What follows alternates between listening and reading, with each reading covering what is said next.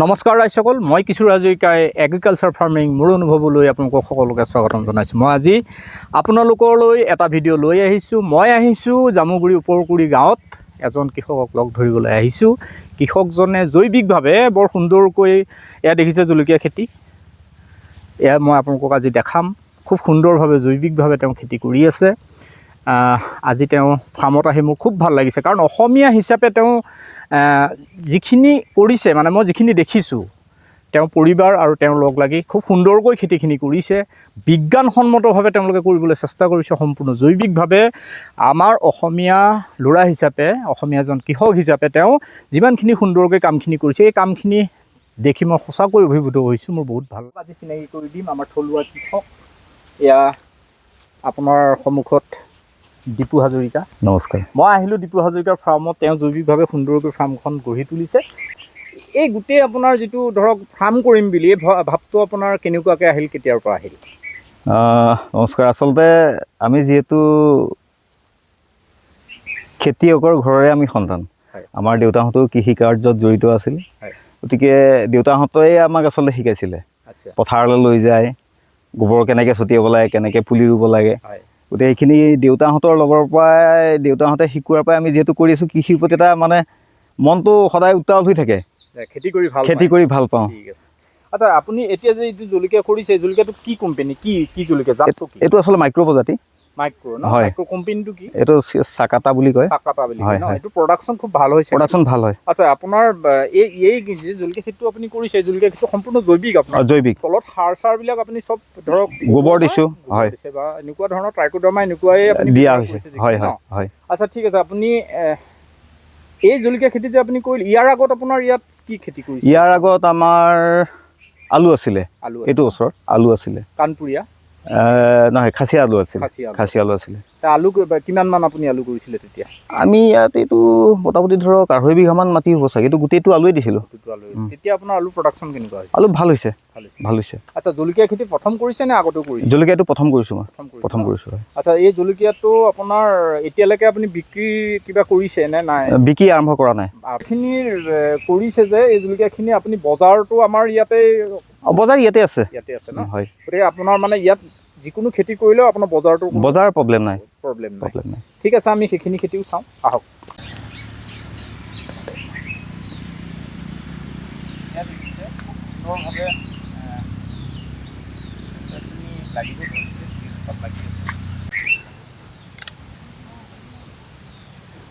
এয়া দেখিছে জলকীয়া খুব সুন্দৰকৈ, জলকীয়াবিলাক দুই এজোপাত এয়া লাগিব ধৰিছে। আজি ৰ'দটো বহুত বেছি, সেইকাৰণে জলকীয়াবিলাক অকণমান আকৌ সন্ধ্যালৈ ঠিক হৈ যাব। আপোনালোকে দেখিব অকণমান লেৰেলি যোৱা নিচিনা হৈছে। তো ৰ'দৰ কাৰণে হৈছে, ৰ'দটো বহুত বেছি আজি। এয়া গছৰ ছাঁৰ কাৰণে অকণমান, কিন্তু এইফালে দেখিছে এয়া অকণমান চব লেৰেলি যোৱা নিচিনা হৈছে। এয়া চব সন্ধিয়া আকৌ ঠিক হৈ যাব। কিমান আছে বেডটোত? এটা বেডত 200কৈ আছে। এটা বেডত 200 পুলিকৈ দিয়া আছে। প্ৰথম পুলিখিনি অকণমান বেয়া হৈছে, সিফালে খুব ধুনীয়া হৈছে। কিমান ধুনীয়াকৈ জলকীয়া দেখিয়ে ভাল লাগিছে। আপোনালোকে চাব, এয়া দেখাম একদম লম দি ধুনীয়াকৈ জলকীয়াবিলাক লাগি আছে।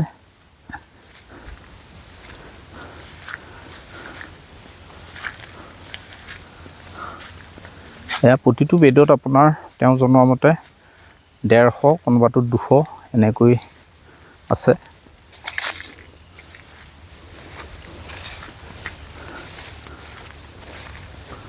আৰু প্ৰতিজোপাত এয়া হাউলি নাযাবৰ কাৰণে তেওঁ সম্ভৱতঃ খুঁটিটো দি দিছে। প্ৰতিজোপাতে খুঁটি লগোৱা আছে।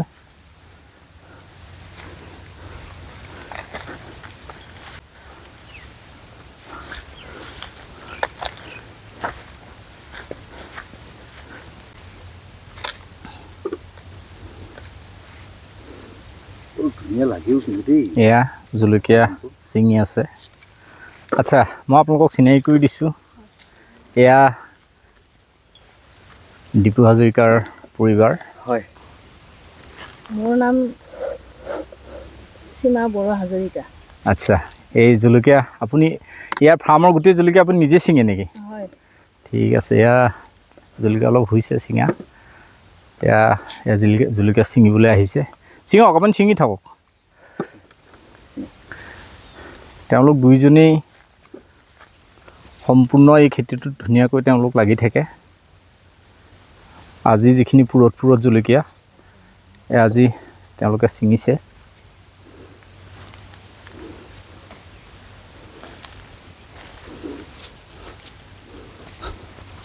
ইমান ধুনীয়াকৈ লাগি আছে, দেখি ভাল লাগিছে গছবিলাক।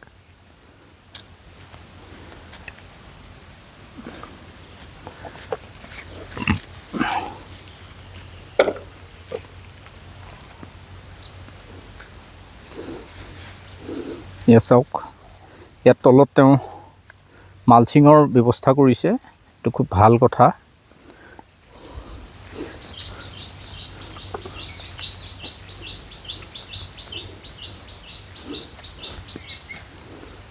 এয়া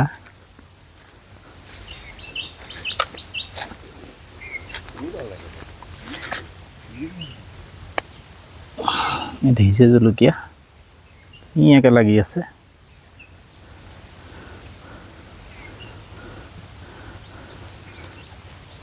পাতৰ কাৰণে অৱশ্যে জলকীয়াটো ধৰিব নোৱাৰি, কিন্তু প্ৰতি জোপাত একদম ডাল ভৰি লাগি আছে।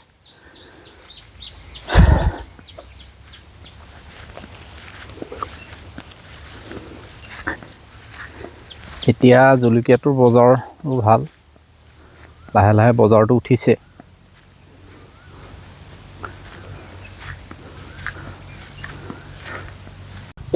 ইয়াৰ পিছত আপুনি এতিয়াতো জলকীয়া কৰিলে, পৰৱৰ্তী সময় ইয়াৰ পিছত আৰু কি খেতি কৰিম বুলি ভাবিছে? মই ইয়াৰ পাছত বেঙেনা আৰু তিয়ঁহ কৰিম বুলি ভাবি আছোঁ। এতিয়া আপোনাৰ বেঙেনা আৰু তিয়ঁহ কিমান কৰিম বুলি ভাবিছে? 1 বিঘামান মাটিত মুঠতে মানে টোটেল 1 বিঘামান মাটি। বাৰিষাটো অৱশ্যে বেছিকৈ উঠাবলৈ অলপ কঠিন হয়, দিগদাৰ হয়, বৰষুণ আহি থাকে ন? হয়। আপুনি ইয়াৰ বাহিৰেও আপোনাৰ ধান খেতি কিমান আছে? ধান খেতি 35 পৰা 40 বিঘাৰ ভিতৰত। 35-40 বিঘা ধান খেতি, হয়। যথেষ্ট ধান খেতি। হয় হয়। এতিয়া আপোনাৰ ধানৰ কাম হৈ গৈছে নে? নাই হোৱা, পানী বেছি যে ৰুব পৰা নাই। হয়, ৰুব পৰাই নাই ৰুব, অলপমান ৰুলোঁ। হয় বাৰু, এইবাৰ আমাৰ যথেষ্ট মানুহৰ এইটো এটা সমস্যা হৈছে। হয়, পানীটো বাঢ়ি গৈছে, আমাৰ সেইফালে পানী বাঢ়িছে। হয়, আকৌ পানী কমে, কঠীয়া নহয়, এনেকুৱা এটা অসুবিধা হৈ আছে। সেইকাৰণে এবাৰ যথেষ্ট, আৰু জেঠলৈকেতো আমাৰ ইয়াত পানীয়েই নাই। গতিকে বাৰিষাটো অলপ পিছতীয়া নিচিনাই হৈছে। আৰু এতিয়া কঠীয়াবোৰ চাপৰ, যেতিয়া পানী মানে জোখৰ হয় তেতিয়া কঠীয়া নহয়, এটা সমস্যা হৈ আছে। ইয়াৰ বেমাৰ বা এনেকুৱা ধৰণৰ কথাখিনি আপুনি কেনে ভাবে? কি হয়, বেমাৰ চেমাৰ হয়নে বা কি কৰে বেমাৰ হ'লে? বেমাৰটো আছে বাৰু, বেমাৰটো জলকীয়াটো বিশেষকৈ পাতটো কেঁকোৰা পৰাটো, সেইটো এটা আছে। আৰু দ্বিতীয়তে শিপাৰ বেমাৰটো আছে। তাৰ কাৰণে আপুনি ঔষধ কি মাৰে, কি কৰে? জৈৱিকভাৱে কৰে? জৈৱিকভাৱেও মই মাৰি চাইছোঁ বাৰু, নিম পাত আৰু তাৰ লগত চেধা মিহলি কৰি এনেকৈ তাৰ পানীটো মই স্প্ৰে কৰি চাইছোঁ। কিছু পৰিমাণে হ্ৰাস পায় আৰু পোকটো। আৰু তাৰ বাবে কেমিকেলো কেতিয়াবা ব্যৱহাৰ কৰা হয়, কাৰণ গছজোপা মানে নিৰাপদে ৰাখিবলৈ।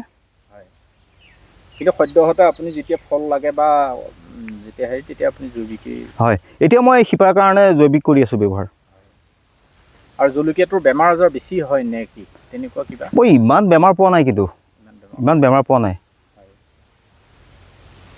ক'ৰবাত 2-এজোপাহে পাতটো মানে কেঁকোৰা পৰা হৈছে, 2-এজোপা ক'ৰবাত, ইমান নাই। ইনচেক্টিচাইড বা ফাংগিচাইড এই গোটেই কামখিনি আপুনি জৈৱিকভাৱেই কৰে? মই জৈৱিকভাৱেই কৰি আছোঁ। হয়, ইয়াত যথেষ্ট পৰিমাণে গোবৰ দিয়া আছে।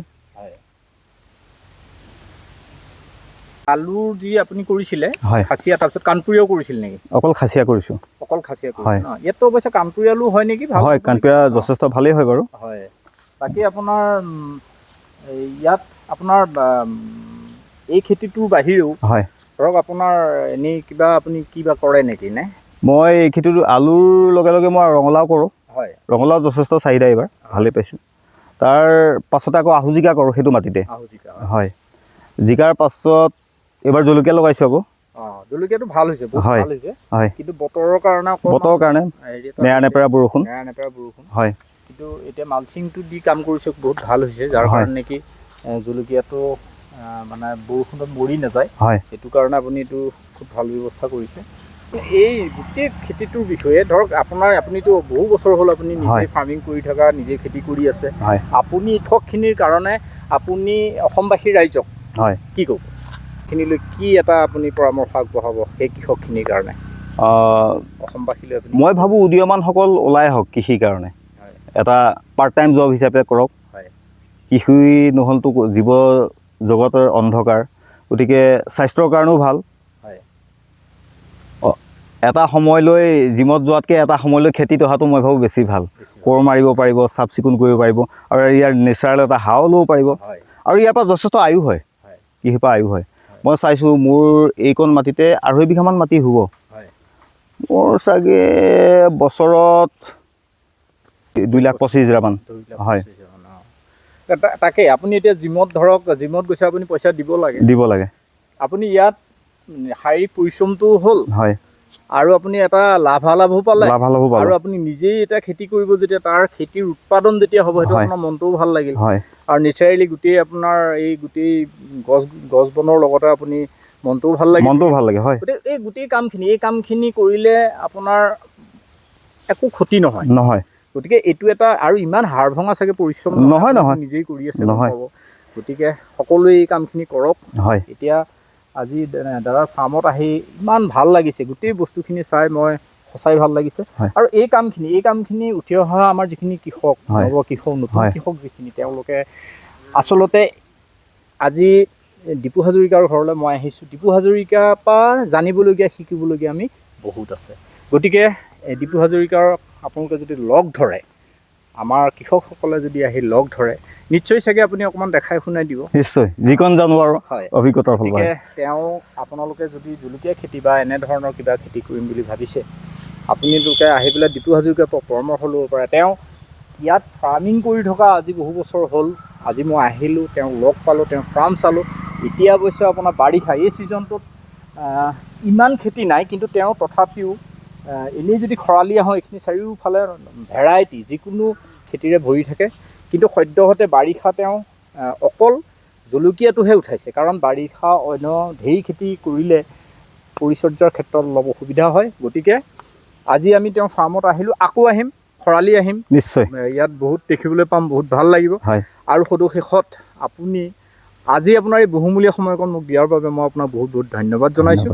আৰু ভৱিষ্যতলৈ আপুনি আৰু ভালকৈ খেতি কৰক। হয় আপোনাৰ ফাৰ্মত মই নিশ্চয় আকৌ আহিম, হয় খৰালিমহীয়া আহিম। আপুনি কৈছেই যে মই বহুত কিবা কিবি আৰু বেলেগ কৰিম। হয় আপুনি এনে তৰমুজ বা এনেকুৱা বা কেপচিকাম এনেকুৱা মই কৰা নাই আজিলৈকে, কৰা নাই। সেয়া আপুনি কৰক। হয় সেইখিনিয়ে আমাৰ কৃষি বিভাগৰ ফালৰ পৰা আপোনাক যথেষ্ট সহায় সহযোগ হয় কৰিব। হয় আৰু আমাৰ যিজন বিধায়ক হয় পদ্ম হাজৰিকাদেৱৰ ফাৰ্মত গ'লেও আপুনি যথেষ্টখিনি শিকিব হয় পাৰিব। হয় তাত তৰমুজৰ পৰা আদি কৰি কেপচিকাম হওক, এই গোটেই কামখিনি হয় তাত ধুনীয়াকৈ কৰিছে। হয় আৰু তাৰ পৰা আপুনি শিকিবও পাৰিব। হয় বা মই হ'লেও তাত যাওঁ, ময়ো চাওঁ। হয় গতিকে আমাৰ একে ওচৰতে যেতিয়া হয় বিধায়ক ছাৰৰ সেই ফাৰ্মখন আছে, সেই ফাৰ্মখনত যথেষ্টখিনি আমি শিকিবলগীয়া আছে। হয় তাৰ পৰা আমি শিকিবও পাৰিম। হয় আৰু পৰৱৰ্তী সময়ত মই আপোনাৰ তালৈ আহিম। হয় আৰু বহুত বহুত ভাল লাগিল হয় আপোনাক লগ পাই। হয় আপুনি ভিডিঅ'টোৰ বিষয়ে কমেণ্টত আপোনালোকে জনাব, এটা শ্বেয়াৰ কৰিব।